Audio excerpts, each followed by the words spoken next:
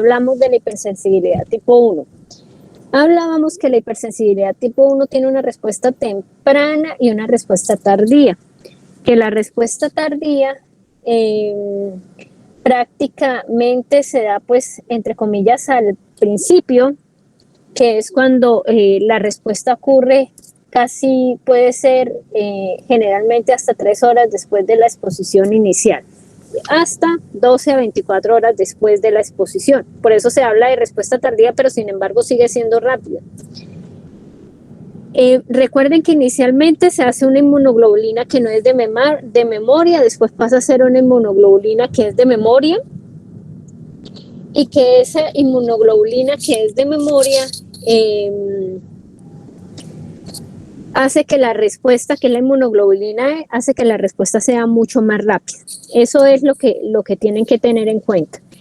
Que la respuesta puede ser local o que puede ser sistémica, y que la respuesta sistémica pues es mucho más severa y más compleja porque abarca todo lo que es el sistema vascular. Entonces hay una vasodilatación sistémica marcada con un broncoespasmo marcado, lo que se asocia con dificultad respiratoria y también alteraciones de la parte vascular.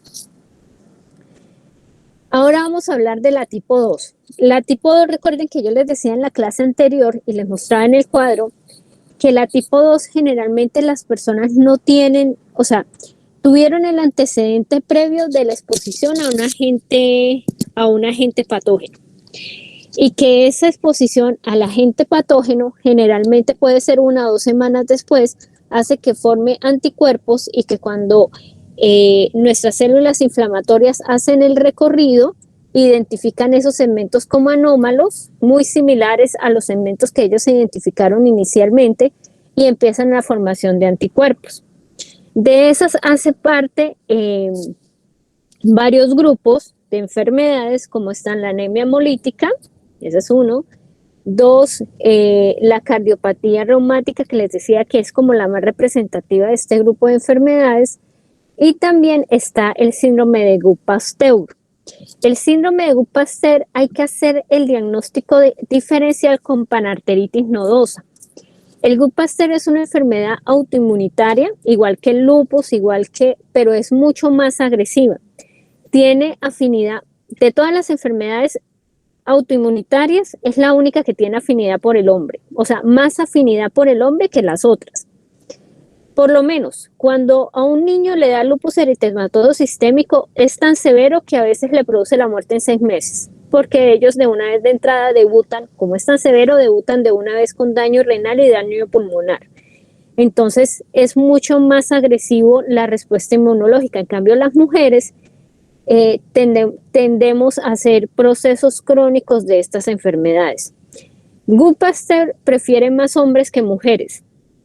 Diferencia de panarteritis nodosa. Primera diferencia entre las dos, que la panarteritis nodosa es una respuesta de hipersensibilidad tipo 3. ¿Y la tipo 3 en qué consiste esa hipersensibilidad? Está durante la infección. Exactamente, o sea que hay inmunocomplejos, eso es uno. Esa es la primera diferencia, que la Gutt-Pasteur 2 y panarteritis 3. Otra diferencia, que Gutt-Pasteur le gustan más niños, panarteritis niñas. Esa es la otra diferencia. La otra diferencia, recuerden que uno es inmunocomplejos, la otra es la formación de la respuesta con anticuerpos. La otra diferencia, las dos les gusta pulmón, les gusta afectar pulmón, pero la diferencia es que panarteritis nodosa le gusta también gastrointestinal, riñón y cerebro. En cambio, Gutt-Pasteur es más pulmonar. Esa no afecta a tantos órganos de forma sistémica. Y la otra característico es panarteritis nodosa. Cuando ustedes leen, hay una que está asociada a infección por hepatitis B, por hepatitis C, qué pena, y hay otros, o sea, uno lo divide en 2 grupitos, los pacientes que tienen hepatitis C y los pacientes que no tienen hepatitis C. Y por eso se hace asociación que es del tipo 3, porque recuerden que la hepatitis C es una infección que es crónica y yo voy a durar con la infección pues el resto de mi vida hasta morirme, porque me puedo morir de hepatitis C, ya sea de una cirrosis o de un cáncer hepático. Entonces, recuerden que la vez pasada yo les decía que el problema es que por lo menos si yo tengo una anemia hemolítica o una púrpura, porque la púrpura también, hay un grupo de púrpuras que están asociadas también a tipos de hipersensibilidad tipo 2, cuando reconocen los anticuerpos en la superficie como anómalos, nuestro sistema retículo endotelial, que es el responsable de deshacerse de lo viejito de las células sanguíneas, pues empieza a destruir todas las células sanguíneas sin importarle si son viejas o nuevas. Y eso pues me va a hacer, si es una anemia hemolítica, pues una hemólisis severa. Lo que yo les contaba, que a veces es tan severa que yo puedo formar anticuerpos hasta el grupo, al RH, al grupo y hasta antígenos de la superficie que son comunes, que uno generalmente nunca hace anticuerpos. Y en la púrpura también pasa lo mismo, puedo hacer anticuerpos sobre la superficie, sobre por lo menos sobre antígenos propios plaquetarios o antígenos que son comunes en la línea de los megacariocitos. Entonces, eso como para tener en cuenta de la tipo 2. De la tipo 3, ya les expliqué la panarteritis nodosa, que es la más común, pues hace parte de ese grupo, pero ustedes también van a encontrar lo que es las enfermedades como el lupus eritematoso sistémico. Lastimosamente no se sabe a qué proceso infeccioso uno se puede someter que me desencadene la respuesta inflamatoria. O sea, que yo forme inmunocomplejos que no sea capaces de deshacerme de ellos y que me desencadene pues esa respuesta inflamatoria en los pequeños vasos. En un estudio que hicieron hace muchos años hablaban de procesos virales, que los virus eran los que interiorizaban y que se podían encontrar que después de un cuadro gripal las células tuvieran una respuesta bastante exagerada y empezaran que no fueran capaces de degradar esos inmunocomplejos porque los bloquean y esos inmunocomplejos se van a depositar a nivel de los pequeños vasos. ¿Por qué empezaron a estudiar esto? Porque es que si uno habla de predisposición genética, una de las preguntas que se hacía, por lo menos de los investigadores de los grupos de lupus que investigan, hablan de que no entienden por qué la enfermedad, si yo tengo una predisposición genética, no empieza en edades tempranas. Porque por lo menos, si es por gripa, ¿será que a uno solamente le da gripa cuando es adulto o le da a uno gripa cuando es niño? ¿Qué piensan ustedes? ¿Le da a uno gripa cuando es pequeño también o casi no? Sí, claro, profe, de más. Entonces, y es más, entonces por lo menos hablan ellos de que por qué cuando son niños no se activa la enfermedad y cuando son adultos sí se activa la enfermedad. Entonces, en unos estudios hablaban que la exposición como muy frecuente a los agentes, porque hay virus que se repiten y vuelven y repiten a pesar que mutan, hacen que el sistema inmunológico se vuelva como más sensible a poderlo reconocer, pero a la vez forma inmunocomplejos, pero ese mismo sistema inmunológico se vuelve tan obsoleto que no es capaz de degradar los inmunocomplejos y por eso se me van a depositar en la pared del vaso sanguíneo. Realmente es muy, es muy relativo, porque es que lo que yo les comentaba, hay mujeres o hay niñas que solamente con el hecho de empezar con la menstruación empiezan pegaditas con el lupus eritematoso sistémico, o que estén estresadas empiezan ahí pegaditas con la parte del lupus eritematoso sistémico. Lo que sí se sabe es que es una respuesta inmunológica alterada, porque se supone que yo debo degradar esos inmunocomplejos cuando se alejan del sitio donde yo tengo la respuesta inflamatoria inicial, para que no se me vayan a depositar pues en el riñón, que es principalmente que más me afecta, pero puede afectar cualquier otro órgano que tenga cualquier órgano que tenga microcirculación, y todos los órganos tienen microcirculación. Hay otro ejemplo, por lo menos de este grupo de enfermedades hay un ejemplo que se llama la artritis reactiva. ¿Sí pudieron leer algo de la artritis reactiva? Y tiene que ver con la Yersinia, que es una infección intestinal. ¿Sí pudieron chismosear alguito o no pudieron leer nadita de la artritis reactiva? Es una hinchazón en las articulaciones que puede derivarse de una no sé, como una inflamación gastrointestinal. Ajá. Entonces, estos son los pacientes por lo menos. Cuando uno empieza a averiguar, el paciente le dice que una semana antes había tenido un cuadro gastrointestinal que uno lo puede determinar como una gastroenteritis, pero que ha mejorado algo. Pero cuando uno le pregunta qué es mejorado algo, el paciente le dice a uno que ha disminuido la frecuencia de ir al baño, pero que la consistencia y todas las características de la materia fecal siguen siendo iguales que cuando, uy, ¿esto qué es? Siguen siendo iguales que cuando estaban con el cuadro infeccioso inicial. La única diferencia es que disminuyó la frecuencia de la ida al baño. Cuando a estos pacientes se les hace el coproscópico, recuerden que nosotros tenemos dos exámenes que ustedes pueden hacer, el coprológico y el coproscópico. Uno, recomiendo mejor hacer el coproscópico, porque el coprológico pues te dice lo grande, el color de la materia fecal, si hay levaduras y ya. Pero no te dice si hay aumento de la flora intestinal, que es lo que uno necesita mirar, si hay parásitos más pequeños, no te dice si hay células inflamatorias en la materia fecal, etcétera. Entonces, por eso uno manda mejor el coproscópico. Entonces, cuando ustedes vienen y le hacen el coproscópico al paciente, encuentran que el paciente tiene la infección bacteriana, sino que no está tan marcada como al principio cuando por lo menos el paciente le dice a uno que está con diarrea, sino que ha disminuido. Pero como no se le ha dado tratamiento, el paciente todavía sigue con la infección. La diferencia es que cuando él consulta, el paciente te va a consultar no por la diarrea, sino por el dolor articular. Entonces el paciente, y generalmente afecta mucho más a niños, entonces el paciente va y le dice a usted que le duele las articulaciones, entonces usted está sospechando en una artritis o algo que le produzca pues dolor e inflamación, porque produce mucho dolor, inflamación y limitación, generalmente es asimétrica, y cuando ustedes empiezan a indagar, resulta que el familiar le puede decir que una semana antes había cursado con diarrea, pero ojo, si yo le hago el coproscópico y me sale negativo, no es una artritis reactiva, porque la artritis reactiva es un tipo 3. ¿Entendido? O sea que yo obligatoriamente debo tener la infección para que sea un tipo 3.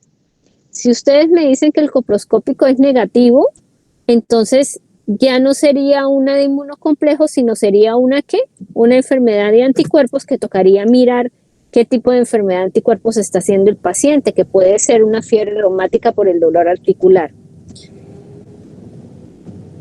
Con respecto a esto, entonces siempre debo tener la presencia de microorganismos, siempre.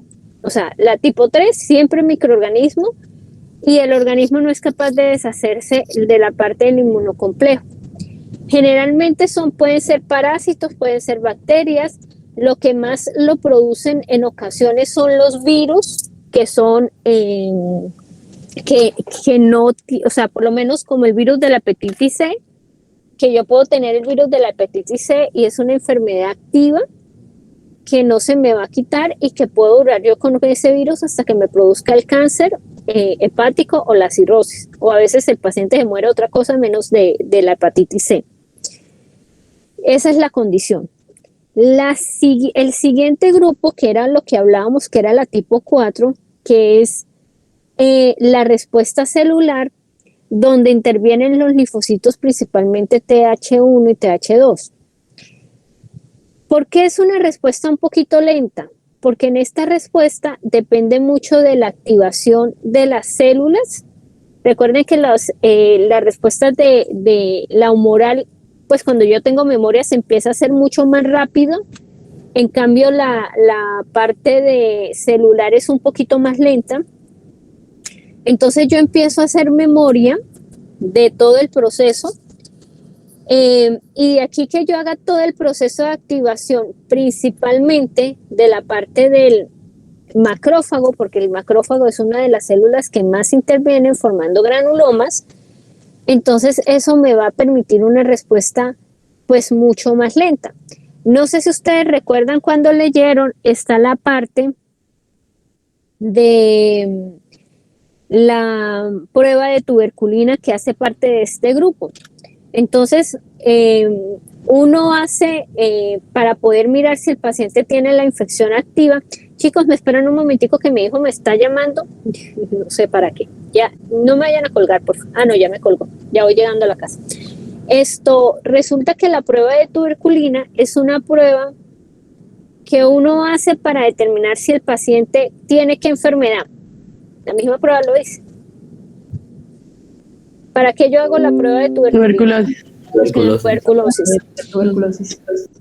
¿Leyeron algo de la prueba? ¿Al cuánto tiempo digo yo que está? Ay, cierto que era la misa y yo no asistí a la misa, me van a regañar. Esto del cumpleaños de la clínica. ¿Al cuánto tiempo más o menos aparece la reacción? ¿O cuánto tiempo tengo yo que esperar después de aplicada la prueba? Para que me dé una reacción. 72 horas. Ajá, de 48 máximo hasta 72. Hay pacientes que pueden durar hasta 76 horas en respuesta, ¿no? Y es una prueba que, como es celular, es un poquito lenta, donde intervienen, además de los linfocitos, intervienen los macrófagos. Y aquí lo que se hace es que se forma un granuloma alrededor de lo que yo le estoy poniendo al paciente, que son los antígenos, para mirar si el paciente tiene la infección, ya sea de, pues principalmente de tuberculosis. Hay un problema. Si el paciente tiene lupus eritematoso sistémico, si el paciente, a pesar de que el lupus es un tipo 3, ¿no? Si el paciente tiene una dermatitis de contacto, tiene una artritis reumatoidea, la prueba puede darme falso positivo. Entonces, a raíz de eso, ya por lo menos el diagnóstico 100% por prueba de tuberculina, o sea, por la prueba de tuberculina ya no se hace. Es como rayos X. Tú unes varios exámenes para poder hacer el diagnóstico, porque como pueden hacer reacción cruzada, por lo menos si el paciente tiene contacto con un Mycobacterium atípico, le puede dar la prueba de tuberculina positiva y no tiene tuberculosis. Si el paciente tuvo antecedente de lepra, también te puede dar la prueba positiva después de tratamiento y no quiere decir que tiene tuberculosis. Entonces ahí es donde uno empieza como a mirar, y ya las guías dicen que uno con prueba de tuberculina solita no puede hacer uno el diagnóstico de tuberculosis, sino que uno se tiene que basar en la radiografía, la prueba de tuberculina y el aislamiento del microorganismo. Recuerden que el aislamiento del microorganismo se puede hacer ya sea por el BK seriado, que lo hace la bacterióloga y le hace coloración de ZN, o ya sea porque a nosotros nos lleguen líquidos para el estudio de citología, o en la parte de histopatología, que es el corte del tejido, que es la otra opción que uno tiene. Entonces, en esas tres condiciones, como son pruebas que son inespecíficas y dependen mucho de la respuesta celular, te puede dar más o menos hasta 72 horas. ¿Qué pasa por lo menos con un paciente con VIH? ¿Cómo va a ser la respuesta? ¿Va a ser rápida o va a ser lenta? ¿O me puede dar negativo? ¿O me puede dar positivo? ¿Qué opinan con un paciente con VIH?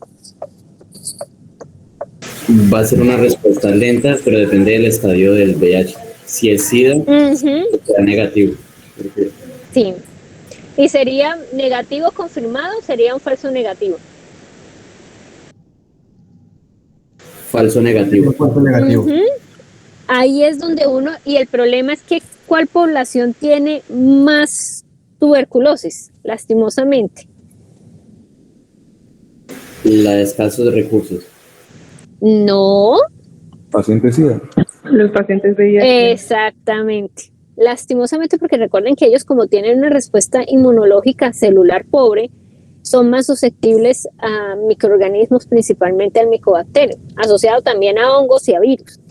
Entonces, estos pacientes tenemos el problema de que si tú le haces una prueba de tuberculina y te vas a basar en la prueba de tuberculina para hacerle el diagnóstico, pues a veces te vas a quedar esperando porque la prueba no va a salir negativa y no quiere decir que no la tenga.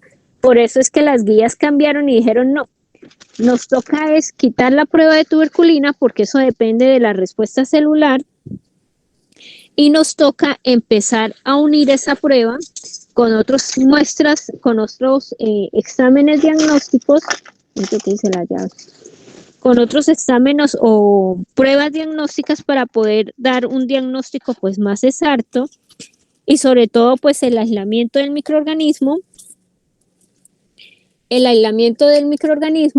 para poder con el aislamiento del microorganismo hacer el antibiograma, muy parecido a un antibiograma, para poder determinar si el micobacterio es resistente o no es resistente. Esas son en sí las respuestas de hipersensibilidad que nosotros tenemos. Hay unas enfermedades que hacen parte de este grupo, que eran las alteraciones. Espérenme un momentico que ya llegué a mi casa. Si puedo prender el... ¿Será que me dan chance por ahí unos 10 minuticos? Voy a ver si puedo prender el computador para dar la clase desde el computador con las diapositivas. Sí, profe. ¿Sí? Bueno, nos vemos. Ya me conecto con el computador. Sí, profe. Bueno, ahora yo cómo hago para volver a la diapositiva. Ya. No, quedé...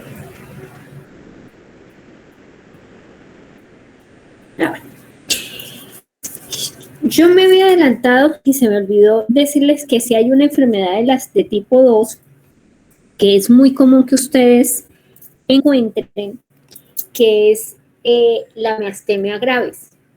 La miastemia gravis es un tipo de enfermedad que se ocasiona porque hay formación de anticuerpos contra la placa neuromuscular, principalmente contra el receptor de la acetilcolina. Entonces, los anticuerpos, recuerden que es una tipo 2, reconocen esos segmentos como anómalos y empiezan a destruirlos. Una cosa particular es que, o una cuestión característica, es que cuando el paciente te va a consultar, te consulta porque siente mucha debilidad, principalmente en los músculos más pequeños. Entonces, el paciente tiene dificultad para la apertura, para la parte de la apertura, por lo menos de los ojos. El paciente a veces va porque no es capaz de abrir los ojos bien o porque no es capaz de hacer movimientos o se le dificulta por lo menos la parte de la estabilidad. No es capaz de hacer aprehensión de las cosas porque los músculos más pequeños interóseos de las manos son los que dificultan todo el proceso. Entonces, ¿ustedes qué van a encontrar en este tipo de sensibilidades? Ustedes lo que van a encontrar es que hay un reconocimiento anómalo. Miren por lo menos la gráfica 1, donde tenemos la célula empieza a reconocer segmentos anómalos y van a inducir la activación de la respuesta inflamatoria. Esa activación de la respuesta inflamatoria me va a formar anticuerpos contra la placa neuromuscular, que puede ser hacia la porción presináptica o hacia la porción postsináptica, cualquiera de los dos. Si es hacia la región presináptica, recuerden que lo hace contra las vesículas principalmente, donde uno libera la acetilcolina, y si es en la pos, lo van a realizar sobre el receptor. Entonces, dependiendo de la severidad, va a ser la presentación de la enfermedad. Hay algo particular en esos pacientes. Estos pacientes, cuando ustedes empiezan a hacer el estudio, encuentran que son mujeres que tienen más o menos entre la quinta y la sexta década de la vida. Recuerden que la quinta son 40 años. Cuando ustedes le hacen el estudio, encuentran una masa en mediastino anterior. ¿Qué órgano tenemos en mediastino anterior? Que no debería estar a los 40 años. Bueno, Timo. Sí está, pero debería estar menos presente. ¿Cuál? Timo. Timo, exactamente. Entonces, estas pacientes por lo menos generalmente tienen un tumor benigno en el timo que se llama timoma, Y ustedes pueden creer que Timo. estos pacientes, cuando les quitan el timo, se les quita la enfermedad. Entonces, prácticamente lo que se habla es que hay una pérdida de tolerancia de las células que están en el timo, que son las que empiezan a reconocer como anómalo esa placa neuromuscular. Por eso, cuando yo retiro el timo, el paciente ya se estabiliza y deja de presentar los síntomas.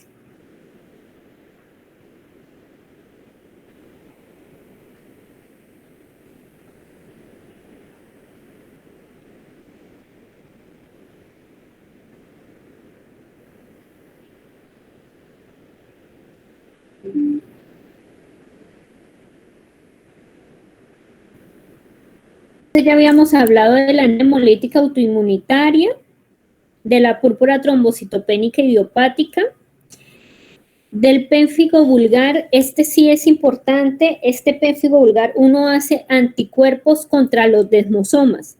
¿Ustedes recuerdan qué son los desmosomas? Unión celular. Ajá. Principalmente de qué epitelios o de qué epitelio.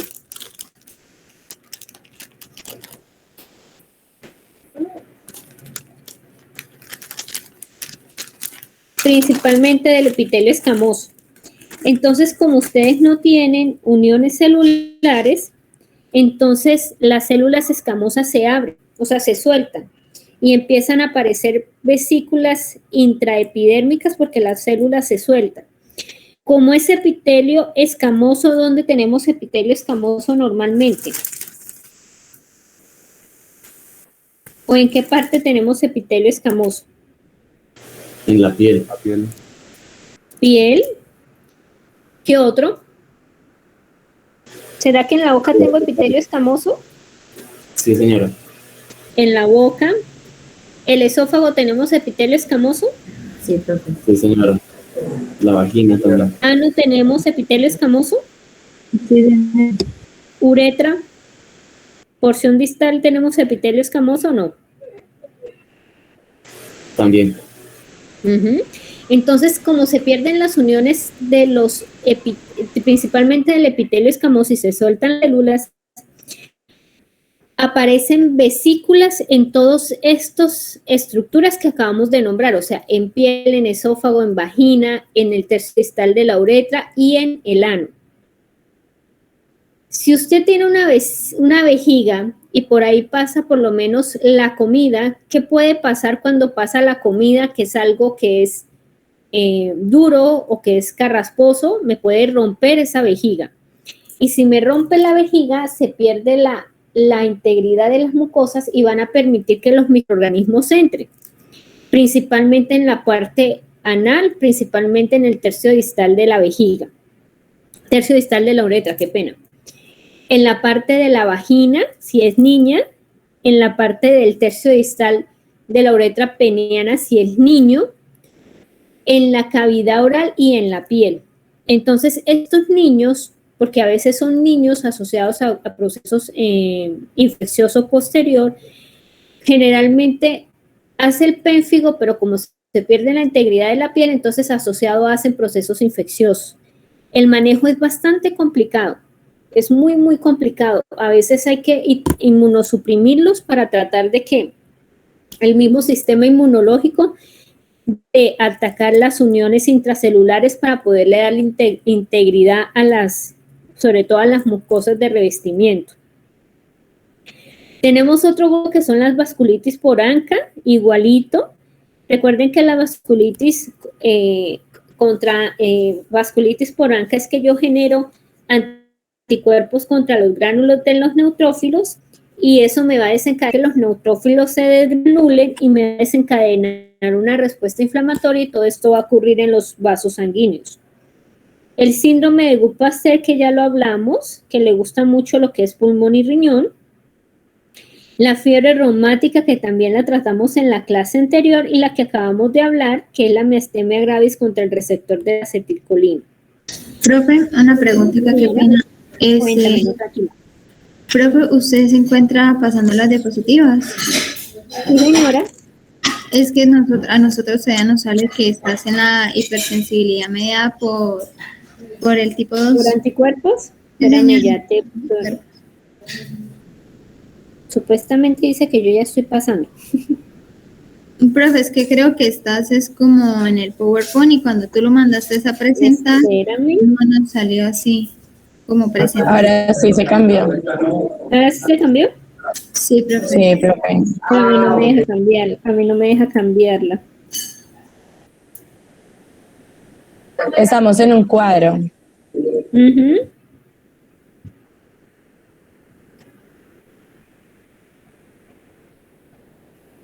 Pero lo más bonito es que no me deja pasarla.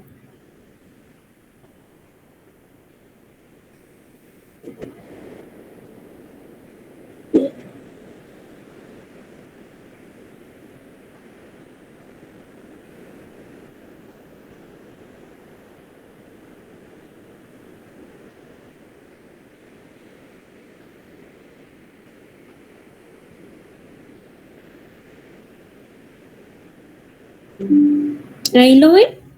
No. ¿Sí? Sí, ¿Por profe. Pues, casualidad les aparece hipersensibilidad media por inmunocomplejos? No. sí, profe. Sí, profe. ahora ¿Sí? ¿Ahora sí? Bueno. Ahora sí vamos a empezar a hablar de la tipo 3. ¿Qué pasa con la hipersensibilidad media por inmunocomplejos? Recuerden que los inmunocomplejos se desencadenan porque yo tengo la respuesta inflamatoria, se supone que son los que me van a ayudar a marcar el sitio para desencadenar toda la respuesta, pasan a circulación y nosotros debemos tener en los sitios donde no necesito que se activen sustancias que puedan degradar esos inmunocomplejos. Pero como estos pacientes tienen una alteración en esas sustancias que me destruyen los inmunocomplejos, entonces los inmunocomplejos van a circular y se me van a depositar en la pared del vaso sanguíneo. Y cuando se deposita en la pared del vaso sanguíneo, me va a desencadenar una respuesta inflamatoria en la pared, lo que ustedes ven en la gráfica del lado derecho. Entonces, si ustedes se dan cuenta, hay varias fases. Entonces, dicen la fase 1 es cuando está la formación de inmunocomplejos, donde el linfocito B va a madurar a plasmática y esa célula plasmática me va a producir inmunoglobulinas específicas para el agente causal. Luego viene la fase 2, donde el inmunocomplejo se va a depositar principalmente en la pared del vaso sanguíneo, se deposita y entonces me va a desencadenar la activación o que lleguen los leucocitos y se me peguen en ese segmento. Cuando ya se pegan los leucocitos, ya sean los neutrófilos o los eosinófilos, los que se me vayan a pegar, en fase 3 se va a inducir lo que es la degranulación y la destrucción del tejido. Entonces, eso me va a desencadenar una lesión endotelial y si el endotelio se lesiona, ¿qué me va a desencadenar ahí pegadita? Más respuesta inflamatoria y activación de la agregación plaquetaria, o sea, cascada de la coagulación. Entonces, eso va pegado con la respuesta. Por eso es que en las vasculitis ustedes pueden encontrar trombos también asociados a esa respuesta inflamatoria de los pequeños vasos como tal. Ahora vamos a hablar de la hipersensibilidad mediada por los linfocitos, que es la tipo 4, que era la que hablábamos que era la última que hablábamos. Entonces recuerden que aquí intervienen dos tipos, que son los linfocitos CD4, TH1, y hablan de los TH2 o los TH17, o generalmente son linfocitos que me van a activar la respuesta inflamatoria celular. Entonces nosotros necesitamos que sí, que llegue una respuesta inflamatoria aguda, que llegue la respuesta inflamatoria crónica, pero que principalmente llegue el macrófago, que es el responsable de este tipo de respuesta. ¿Por qué? Porque es que el macrófago me va a desencadenar y la formación de granulomas y me va a formar esas células gigantes que vieron algunos en las placas que vimos la semana pasada. Entonces, por lo menos en el pulmón que tenía múltiples granulomas, y si es una tuberculosis, pues es característico de la hipersensibilidad tipo 4. Recuerden, como decía su compañero, la respuesta es lenta, 48 a 72 horas. Y en ocasiones, si yo tengo niveles muy bajos del CD4, esta respuesta va a ser mucho más lenta o va a ser nula hacia el agente causal que me lo desencadena. si son microorganismos o no. Como no puedo presentarlo en grande, aquí son los múltiples granulomas que ustedes encuentran, que es lo que estábamos viendo en el laboratorio de la clase anterior con respecto a los granulomas que tienen también alrededor respuesta inflamatoria de las células gigantes multinucleadas. Recuerden que eso se hace porque no somos capaces de quitar el agente causal, entonces esto es una respuesta transitoria de las células. Eso con lo que tenemos con las hipersensibilidades. Resulta que esas hipersensibilidades, cuando se presentan, van a ser parte del grupo de las enfermedades autoinmunitarias. Entonces, se habla que esas enfermedades autoinmunitarias, de acuerdo a la hipersensibilidad, es cuando yo empiezo a reconocer algo propio como anómalo y generalmente empiezo a atacar las células normales, mi sistema inmunológico los ataca y me va a causar una enfermedad. De acuerdo a lo que ustedes hayan visto, inmunoglobulina E, entonces uno debe pensar en tipo 1, si es la presencia de anticuerpos la tipo 2, si es la presencia de inmunocomplejos 3 o si es una respuesta celular que es la tipo 4. Entonces, aquí generalmente hay una pérdida de la tolerancia inmunitaria. Entonces, ¿qué dicen ellos? Que esa pérdida de la tolerancia es porque hay una ausencia de la respuesta a los antígenos propios. Y que generalmente eso se debe a que hay unos linfocitos que van a pasar donde no debían haber pasado o se debieron haber reprogramado o destruido y no debieron haber pasado, que son los que me van a desencadenar esa respuesta, que es lo que ustedes ven acá. Entonces, ¿cómo se hace el proceso de maduración? Entonces, recuerden que hay unos linfocitos B y unos linfocitos T que hacen el proceso de formación en la médula ósea y ellos migran y van a llegar al timo. Y las células tímicas son las responsables de presentar los antígenos en la superficie. Si esa célula detecta algún antígeno o reacciona ante el complejo mayor de histocompatibilidad, no lo reconoce, o empieza a detectar antígenos en la superficie que son propios como anómalos, recuerden que hay una reprogramación. Y esa reprogramación le dice al linfocito, vuelve otra vez y reprograme su material genético y vuelve y pasa para poder determinar si con esa reprogramación funciona o no. Si no funciona, tiene que entrar en apoptosis. Entonces es lo que ustedes ven aquí abajo, en la parte de abajo de la diapositiva. Entonces hablan de la tolerancia periférica. Entonces hablan que ustedes tienen un tejido que tiene células, donde los linfocitos y las células inflamatorias lo reconoce, pero lo va a reconocer como propio, y eso es lo que se llama la parte de compatibilidad. O sea, yo no voy a reconocer lo propio como extraño y no voy a reaccionar. Pero ¿qué ocurre en algunas ocasiones? En algunas ocasiones la célula lo va a reconocer como anómalo, y si empieza a reconocer como anómalos esos segmentos, ya sea el complejo o algún antígeno de la superficie, me va a desencadenar la activación de esa célula que lo reconoció como anómalo, como el proceso de apoptosis o muerte celular.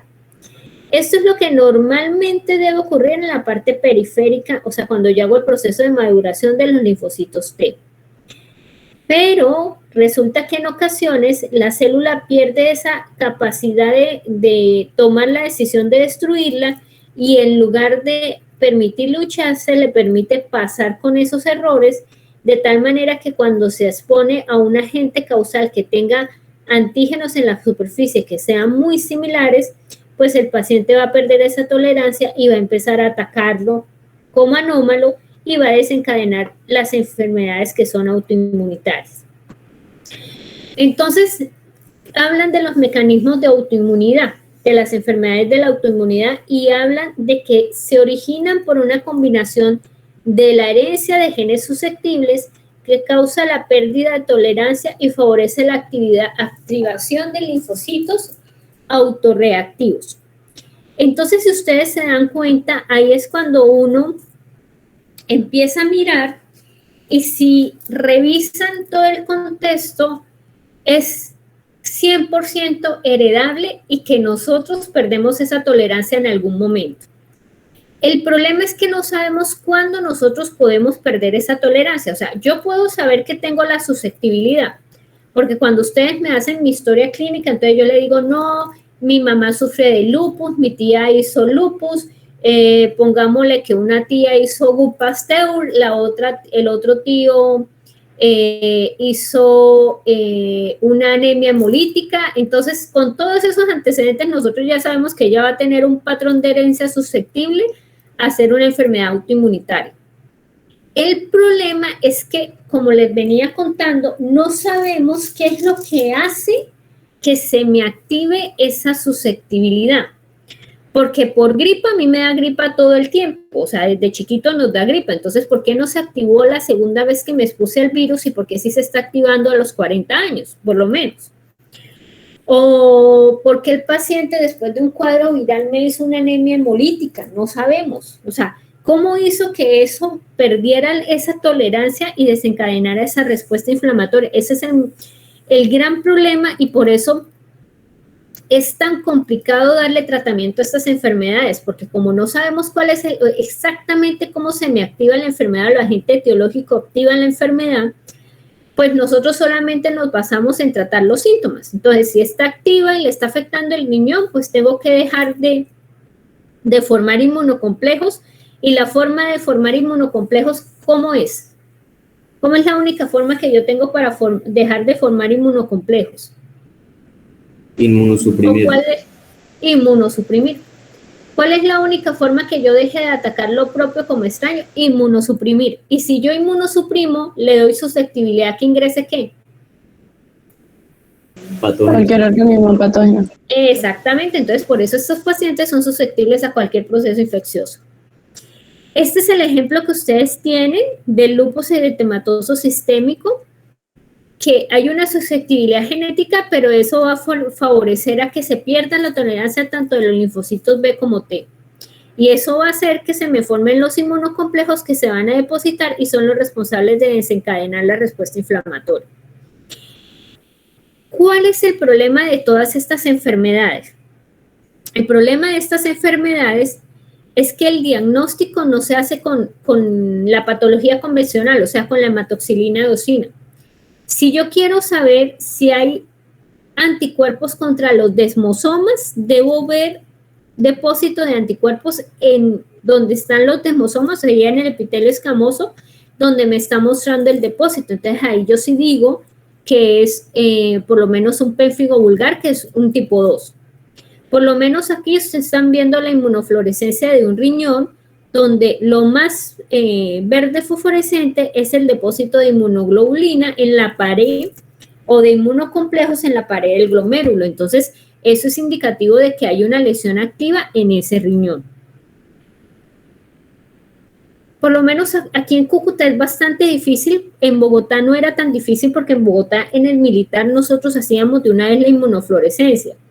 Lastimosamente, los dermatólogos piensan que este tipo de enfermedades, tanto el lupus en piel, el pénfigo y todo eso, se diagnostican es con hematoxilina eosina y eso no se diagnostica con la patología convencional. Hay que hacerlo con inmunofluorescencia. Mire por lo menos el pénfigo, este es el pénfigo de piel, que es el que se aparece como en alas de mariposas, le gusta mucho lo que es la piel. Y mire que hay un espacio, si ustedes ven acá, ustedes ven áreas un poquito más blancas alrededor del núcleo, eso es edema. Y cuando hacen la inmunofluorescencia, mire que en la capa basal se depositan inmunocomplejos que me desencadenan esa respuesta inflamatoria y ese daño del epitelio. ¿Qué pasa con el lupus eritematoso sistémico? El lupus, el diagnóstico no lo debe ser el patólogo, ¿no? El diagnóstico es más clínico. Nosotros lo que confirmamos en patología es qué tan dañado está el riñón, o sea, en qué grado de daño está el riñón. Pero lo ideal es que la paciente cuando llega la muestra ya tenga el diagnóstico de lupus eritematoso sistémico, porque es una enfermedad que depende una parte de la clínica, pero principalmente una parte de laboratorios clínicos como la presencia de anticuerpos. Entonces, ¿cuál es la parte de la clínica que prima? Pues que hay exantema en mariposa en la cara, que hay fiebre, deformidad, dolor articular, fotosensibilidad, dolor torácico y problema que eso lo producen todas las enfermedades del colágeno. ¿Qué es lo que me hace la diferencia? Que cuando ustedes hacen la presencia de anticuerpos, van a encontrar anticuerpos conocidos para este grupo de enfermedades, por lo menos. El lupus eritematoso sistémico se caracteriza porque los anticuerpos SANA son positivos. ¿Cómo debe estar el factor reumatoideo? ¿Elevado o negativo? Factor reumatoideo, ¿cómo debe estar? Recuerden que factor reumatoideo es con que yo le hago el diagnóstico de artritis reumatoidea, ¿no? Y estamos hablando de lupus, entonces, ¿cómo debería estar? ¿Elevado o bajo? Bajo. Bajo. Resulta que el síndrome de Sjögren, que lo vamos a ver ahorita, así. El síndrome de Sjögren se llama síndrome porque no es de una sola enfermedad, sino que yo puedo tener lupus y síndrome de Sjögren. Puedo tener artritis reumatoidea y síndrome de Sjögren. Resulta que este se caracteriza porque uno va a formar anticuerpos contra las glándulas salivales y las glándulas lagrimales. Entonces el paciente cuando llega a su consulta le va a decir que no es capaz de llorar, entonces usted no lo vaya a regañar, sino que son pacientes que no están produciendo lágrimas. Te pueden consultar porque están sufriendo de ojo seco. Y recuerden que cuando uno no tiene lágrimas y el ojo está seco, pues pueden generar úlceras en la córnea. ¿Por qué se caracteriza? Porque hay fibrosis, como es una respuesta inflamatoria, esa respuesta inflamatoria ¿qué me va a causar?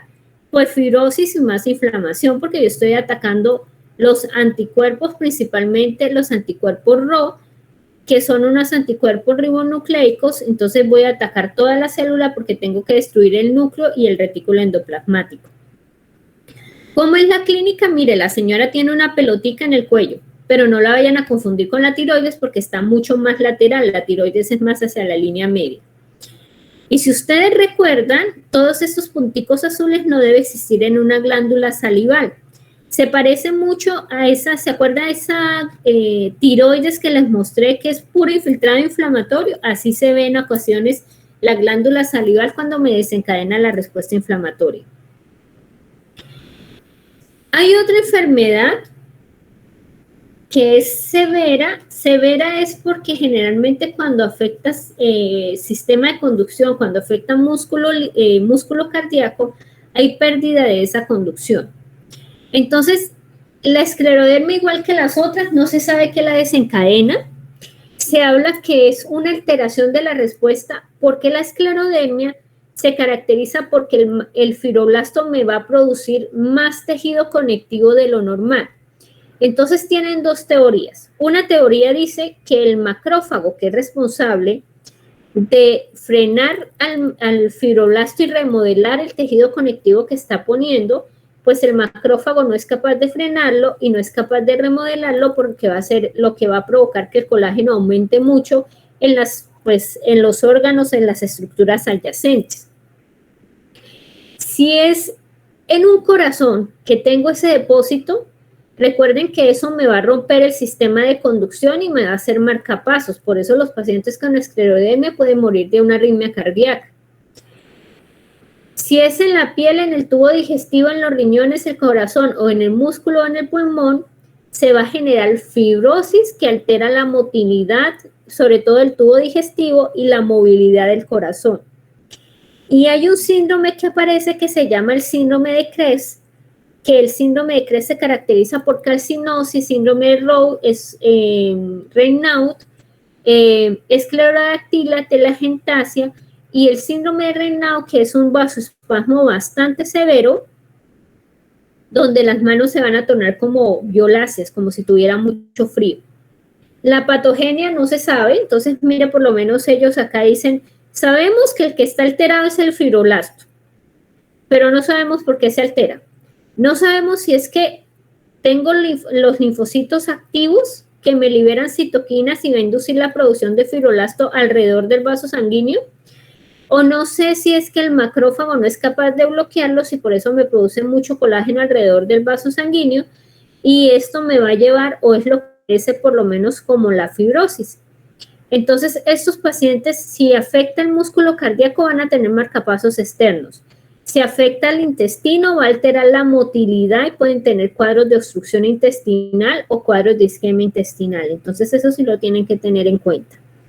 Estas dos gráficas, al igual que el lupus eritematoso, que yo tengo lupus sistémico y lupus discoide solamente afecta al pie, la esclerodermia se divide en dos grupos. La esclerodermia, que es la enfermedad sistémica, y la morfea, que es la enfermedad que afecta el tejido celular cutáneo en la piel. Entonces, ustedes miran el dibujito A. Esto es una piel. Entonces, ustedes, lo más moradito es el epitelio, ¿cierto? Lo más rosadito es la dermis. Y luego viene un espacio en blanco que es el tejido adiposo. Mire la gráfica B. En la gráfica B, ¿qué me modifica? El epitelio sigue siendo igual, pero mire que aumentan las fibras de colágeno que se extienden hasta la hipodermis y que van a atrapar lo que son los anexos cutáneos. Se pierde esa grasa, se gana tejido conectivo y las manos se van a tornar rígidas. Se van a perder los anexos cutáneos, van a tener las manos así. Entonces, mire que se pierden los anexos cutáneos, los dedos son como en palillos de tambor, ¿sí los ven? Y resulta que eso es por la hipoxia. ¿Por qué un paciente va a tener una hipoxia acá en este cuadro? ¿Por qué aquí en la A no tiene hipoxia y por qué en la B sí tiene hipoxia? Por el depósito de tejido conjuntivo. Sí, ¿y qué va a dificultar eso? Aumenta la resistencia. No. ¿Qué dificulta cuando yo tengo un aumento de tejido conectivo? La difusión de la sangre. A nivel del vaso no se puede dar vasodilatación. Sí, pero no tiene que ver tanto El intercambio de nutrientes. el intercambio de nutrientes. Entonces el tejido va a ser hipoxia. Por eso es que se pierden los anexos cutáneos, por eso se pierde el pelo y por eso se pierden las uñas. Y una de las características de la hipoxia, mire, ¿ustedes tuvieron alguna vez cuando eran chiquitos los tambores? ¿Ustedes no tuvieron tambores de juguete? Usted ven los palitos que son delgaditos y el extremo donde uno toca el tambor tiene una bolita. Es igual aquí, ustedes ven la bolita del dedo y los dedos bastante marcados, por eso se llaman los dedos en forma de palillo de tambor. Esto uno lo ve mira, por lo menos acá perdió el anexo cutáneo y está ulcerado. Eso lo ve uno mucho en morfea, lo puede ver uno en otras enfermedades asociadas con hipoxia, sobre todo por lo menos las enfermedades pulmonares obstructivas crónicas. ¿Qué otro problema tenemos con respecto a la respuesta inflamatoria? El otro problema que tenemos es el rechazo de trasplante de órganos. Resulta que ya habíamos hablado un poquito, esto depende de la inmunidad humoral y de la inmunidad celular. Hay una vía directa y una vía indirecta. La vía directa es cuando yo identifico el complejo mayor de histocompatibilidad y activo los linfocitos CD4 por acción del complejo mayor de histocompatibilidad tipo 1. Y la vía indirecta, que tiene que ver con la parte de receptores de linfocitos T que reconocen el complejo mayor de histocompatibilidad del donante y tienen que ver también con linfocitos CD4. Entonces, esta es la respuesta que ustedes tienen, la vía directa y la vía indirecta. Entonces, ¿qué pasa? Tenemos el antígeno del donante. Ese antígeno del donante lo van a reconocer el complejo mayor de histocompatibilidad, los linfocitos CD4. Como él lo reconoce como anómalo, me va a activar lo que es el linfocito CD8 y este linfocito CD8 va a llegar y va a destruir la célula. Recuerden que el CD8 no me produce anticuerpos, ni induce la producción de anticuerpos, sino lo que él va a inducir es la destrucción celular. Entonces él sensa que las células están dañadas, que tienen virus, y entonces ellas van y contraatacan las células y empiezan a hacer la destrucción de cada una de las células que está en revestimiento o células, por lo menos en caso de ser el riñón, entonces me va a afectar las células endoteliales y me va a afectar las células a nivel de los túbulos. Entonces la filtración empieza a bajar. Cuando la vía es de la parte indirecta,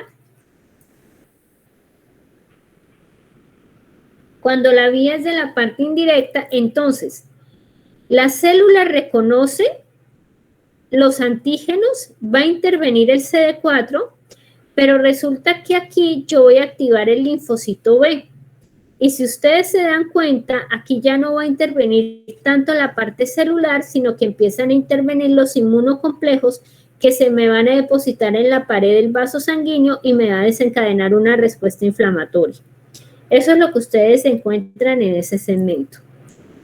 Esos rechazos, que puede ser directo o indirecto, tiene una respuesta ya sea como un rechazo hiperagudo, un rechazo agudo y un rechazo crónico. Entonces el rechazo hiperagudo es cuando yo conecto el órgano y definitivamente no hay forma de que se active. No está rojito, parece que no le pasará la sangre, empieza a haber como trombos y el órgano se pierde.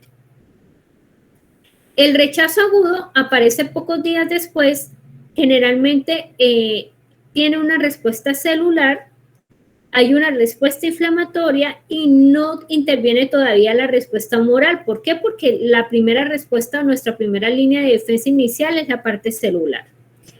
Y el rechazo crónico, que es principalmente por la producción de sustancias intermediarias, y ahí tienen ustedes lo que es, hay depósito de CD4, hay depósito también de inmunoglobulinas, que me van a desencadenar toda la respuesta inflamatoria en la pared del vaso.